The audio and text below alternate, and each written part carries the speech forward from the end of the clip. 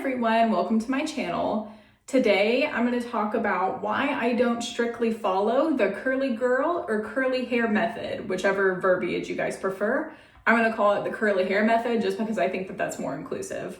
So before I deep dive into talking about why I don't strictly follow it, I'm going to give you guys some background first. So the curly hair method was initially fostered by a lady named Lorraine Massey. And basically, it just deep dives into certain rules and techniques to follow if you want to enhance your natural curl pattern. There are a couple things that I do really like about the curly hair method.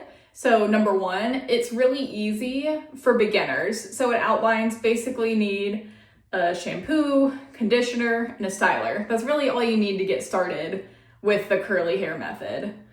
And then another thing that I really like is that you're able to customize it to your hair's needs. So what I mean when I say that is when you have an understanding about what type of hair you have, not the curl type, but your actual hair type. Do you have fine strands or coarse strands? Do you have high-low density, high-low porosity? All of that's really important to understanding your hair's needs. That way you can get products with ingredients that are actually going to give you desirable results for whatever type of hair you have. Again, not what type of curl, because curl type does not necessarily determine whether you have coarse or fine hair, for instance, right? When you talk about the type of your curls, it determines the shape of the follicle that's at the root of your hair. So follicles with a more oval shape are going to result in more curly hair, or follicles with a more circular shape are going to result in straighter hair. So here's some things I don't like necessarily about the curly hair method. So with number one being, there's way too many rules. I don't have time when I'm at the grocery store with my child to go and read through and sort through all these labels to make sure it doesn't have things like silicones or alcohols or sulfates. For me, that's just not feasible. If it's feasible for you and that's what you want to do with your hair, the more power to you.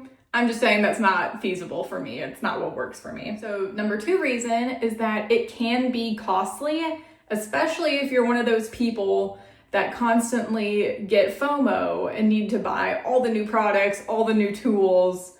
I get it. It's exciting. Don't get me wrong. I love to go shopping for new products and tools. However, I would just personally, what I do is I inventory my own vault of products and tools, and I'm ask myself, do I really need this? In the long run, will I actually use this? Or is it because I saw a viral video and I want to try and recreate that? Again, there's nothing wrong with doing that if that's your cup of tea, but for me, I like to save my money. I'm a budget girly, so for me, that's just not really any means to it. So my advice to circumvent it being costly is just making sure that you're fully using all of your products until they're empty. So for me, again, I'm a budget girly. I literally will cut the top off of a tube of hair gel just to make sure I'm really scraping into it and getting all of that product out so I feel like I can get my money's worth.